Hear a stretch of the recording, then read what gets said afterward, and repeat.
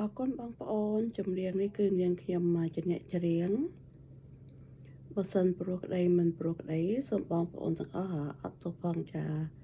ខ្ញុំនឹងជួបបងប្អូនតាមរយៈវីដេអូផ្សេងទៀតចាជម្រាបលាទាំងអស់គ្នាបងប្អូន